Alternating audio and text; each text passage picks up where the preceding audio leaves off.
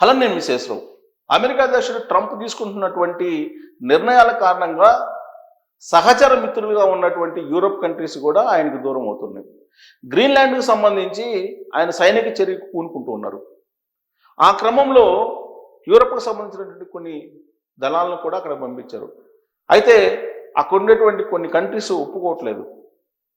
పైగా Denmark reverse అయింది. Denmark సైన్యం అక్కడికి దిగింది, గ్రీన్లాండ్కి దిగింది. దాంతో యూరోప్ కంట్రీస్లోనే ఇప్పుడు విభేదాలు నెలకొన్నాయి. అమెరికా చేస్తున్నటువంటి వాలకం నచ్చటం లేదు. అందుకే నాటో నుంచి బయటకు రావాలనేటువంటి ప్రయత్నం చేస్తూ ఉన్నాయి. పైగా డెన్మార్క్ సైన్యాన్ని పంపించింది అక్కడికి, గ్రీన్లాండ్కి. దాంతో అమెరికా ఏదైతే చేయాలనుకుంటుందో గ్రీన్లాండ్ని ఆక్యుపై చేసుకోవాలని, అది చేయడానికి డెన్మార్క్ అడ్డుపడుతుంది. అందుకే యూరోప్ దేశాలన్నిటి మీద 15% టారిఫ్ వేస్తానని చెప్పి ట్రంప్ తాజాగా ఒక బాంబు పేల్చారు.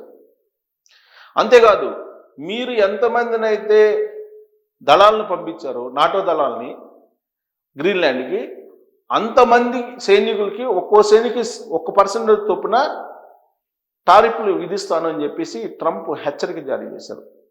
ఎంతమంది సైనికులు ఆయా దేశాలు, ఫ్రాన్స్ కానీ, బ్రిటన్ కానీ, లేదా నార్వే కానీ, ఇలా యూరోప్ దేశాలు అనేక ఉన్నాయి. ఈ దేశాలు ఎన్ని దేశాలు ఎంతమంది సైనికులను పంపించారో లెక్కించి అంత పర్సెంటేజ్ నేను ఇంపోర్ట్ డ్యూటీ చేస్తాను, టారిఫ్లు పెంచుతానని చెప్పి ట్రంప్ హెచ్చరించాడంటే ఆయన వాలకం ఏంటనేది ఇప్పుడు యూరోప్ కంట్రీస్కి తెలిసిపోయింది, యూరోపియన్స్కి తెలిసిపోయింది.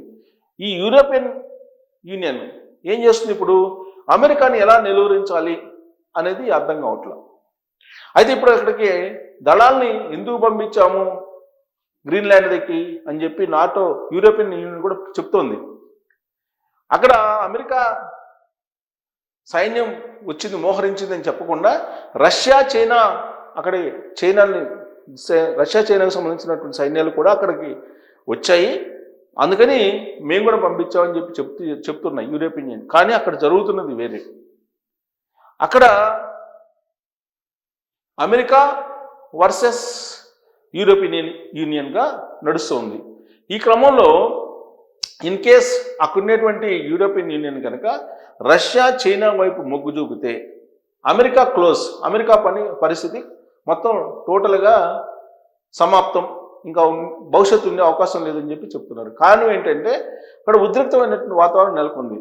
వెనిజులా అధ్యక్షుడు మధురాను ఎప్పుడైతే కిడ్నాప్ చేసి న్యూయార్క్ జైల్లో పెట్టారో ఆ రోజు నుంచి డెన్మార్క్తో పాటు ఫ్రాన్స్, బ్రిటన్, అనేక దేశాలు, యూరోపియన్ దేశాలు ఏవైతే ఉన్నాయో అవన్నీ బిక్కుబిక్కుమంటూ భయంతో ఉన్నాయి. అలా అని చెప్పి ట్రంప్ని కాదని, అమెరికాని కాదని బయటకు వచ్చేటువంటి పరిస్థితి లేదు. మీ అన్న చెప్తున్నాడు, మీరు వినండి అని చెప్పి హుకుం జారీ చేస్తున్నాడు ట్రంప్. ఆయన ఏం చెప్తే అది చేయాలనుకుంటున్నారు. ఇప్పుడు గ్రీన్లాండ్ మొత్తాన్ని ఆక్యుపై చేయాలని చెప్పి నిర్ణయం తీసుకున్నారు. గ్రీన్లాండ్ ప్రజలకి దాదాపు $1,00,000 నుంచి $5,00,000 వరకు తాయిలం వేసేసి వాళ్ళని తమ వైపు తిప్పుకునేటువంటి ప్రయత్నం చేస్తున్నాడు ట్రంప్. కానీ దానికి అంగీకరించట్లేదు. డెన్మార్క్ సైన్యాన్ని పంపించింది అక్కడికి. దాంతో అగ్గి మీద గుగ్గిలం అవుతున్నాడు ట్రంప్. ఇలాంటి పరిస్థితులు నడుమ యూరోపియన్ యూనియన్ ఒకవేళ గ్రీన్లాండ్ ఆక్యుపై చేసుకోవడానికి అమెరికాకి సహకరిస్తే రాబోయేటువంటి రోజుల్లో తమ పరిస్థితి ఏంటి అనేటువంటి ఆందోళనలో పడిపోయారు. మరి అలాంటప్పుడు శత్రువు మిత్రుడైనట్టు అమెరికాని ఎదుర్కోవాలంటే యూరోపియన్ యూనియన్, అమెరికా లేనటువంటి యూరోపియన్ యూనియన్ ఎటు పోవాలి? రష్యా వైపు లేదా చైనా వైపు పోవాలి. ఆ రెండు దేశాలకు మద్దతు ఇవ్వాల్సినటువంటి అనివార్య పరిస్థితిని ట్రంపే కలిగిస్తున్నారు అనేది అంతర్జాతీయ దౌత్యవేత్తలు చెప్తున్నటువంటి మాట. అదే జరిగితే డీడాలరైజేషన్ జరుగుతుంది, పెద్ద ఎత్తున డీడాలరైజేషన్ జరిగే అవకాశం ఉంది. ఇప్పటికే రష్యా, చైనా, భారత్ ఈ దేశాలు డాలరేతర వాణిజ్యాన్ని జరుపుతూ ఉన్నాయి. ఇది ట్రంప్కి ఏమాత్రం నచ్చట్లేదు. వీటికి తోడు యూరోపియన్ యూనియన్ దేశాల్లో కనుక అమెరికా డాలరేతర వాణిజ్యానికి కనుక పూనుకుంటే ఒక్కసారిగా డమాల్ అమెరికా మళ్ళీ కోలుకునే పరిస్థితి కూడా ఉండదు అనేది అంతర్జాతీయ ఆర్థికవేత్తలు అంచనా వేస్తూ ఉన్నారు. అయితే ఆ పరిస్థితి వస్తుందంటే వచ్చే అవకాశం ఉంది. ట్రంప్ ఇదే దూకుడుతోడు కనుక వెళ్తూ ఉంటే యూరోపియన్ యూనియన్ ఆ దేశాలు రష్యా వైపు లేదా చైనా వైపు మొగ్గు చూపేదానికి అవకాశాలు ఉన్నాయి. అప్పుడు పుతిన్ చక్రం తిప్పే అవకాశం ఉంది, డీలారలైజేషన్ జరుగుతుంది, అది అమెరికాకి కోలుకునేటువంటి దెబ్బ తగులుతుందని చెప్పి ఆర్థికవేత్తలు ఎక్స్పెక్ట్ చేస్తున్నారు. ఎక్కడో అమెరికా తీసుకునేటువంటి నిర్ణయాల కారణంగా సాఫ్ట్వేర్ రంగంతో పాటు అనేక రంగాలు ఇప్పుడు కుప్పకూలేటువంటి ప్రమాదం నెలకొంది. ఒకవేళ డీడాలరైజేషన్ జరిగితే ఇప్పుడున్నటువంటి సాఫ్ట్వేర్ రంగం కానీ లేదా ఇతర రంగాలు కానీ ఊహించినటువంటి విధంగా దెబ్బతింటాయి, ఊహించిన విధంగా నష్టపోయే అవకాశం ఉంది. అయితే ఏ విధంగానైనా సరే అమెరికాని ట్రంప్ని నిలువరించాలనేటువంటి ప్రయత్నం చేస్తూ ఉన్నాయి. ట్రంప్ చేసేటువంటి నిర్వాహకం ఏదైతే ఉందో అది అమెరికాలో ఉండేటువంటి ప్రజలకు కానీ డెమోక్రాట్స్కి కానీ ఈవెన్ సొంత పార్టీలో ఉన్నటువంటి రిపబ్లికన్స్ కూడా నచ్చట్లేదు. అయినప్పటికీ కూడా గ్రీన్లాండ్ మాదే అని అంటున్నారు. ఈవెన్ అమెరికా ఉపాధ్యక్షుడు జేడీ వాన్స్ కూడా గ్రీన్లాండ్ మాదే అని చెప్పేసి ఆయన చెప్తూ ఉన్నారు. గ్రీన్లాండ్ అధ్యక్షుడిని నేనే అని చెప్పి చెప్తున్నాడు ట్రంప్.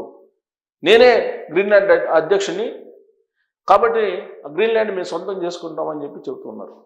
ఇదంతా కూడా అక్కడ ఉండేటువంటి అపారమైనటువంటి నిక్షేపాలు, విలువైనటువంటి ఖనిజాలు, ఇవన్నీ కూడా అమెరికా కనిపిస్తూ ఉన్నాయి. యూరోపియన్ దేశాల్లో అక్కడ అపారమైన నిక్షేపాలు ఉన్నాయి. అందుకే ట్రంప్ ఒక్కోటిగా ఆక్రమించుకుంటూ రావాలని చెప్పి ప్రయత్నం చేస్తున్నారు అనేది ఇప్పుడు అంతర్జాతీయంగా వినిపిస్తుంది. అదొక్కటే కాదు, ఇరాన్లో అలజడి సృష్టించారు ట్రంప్. అక్కడ సైన్యాన్ని పంపించి ఇరాన్ సైన్యాన్ని దెబ్బకొట్టాలని చూశారు. ఇరాన్లో ఉండేటువంటి పౌరుల్ని అక్కడ ఉండేటువంటి ప్రభుత్వం మీద రెచ్చగొట్టాలని ప్రయత్నం చేశారు. కానీ ఇరాన్ ఏమాత్రం తగ్గలేదు. దాంతో ట్రంప్ తన స్థావరాలని మిడిల్ ఈస్ట్ నుంచి వెనక్కి పంపించాల్సి వచ్చింది. మిడిల్ ఈస్ట్ నుంచి తన స్థావరాలని అసలు కంప్లీట్గా క్లోజ్ చేసుకుని వెళ్ళిపోవాల్సిన పరిస్థితి ఏర్పడింది.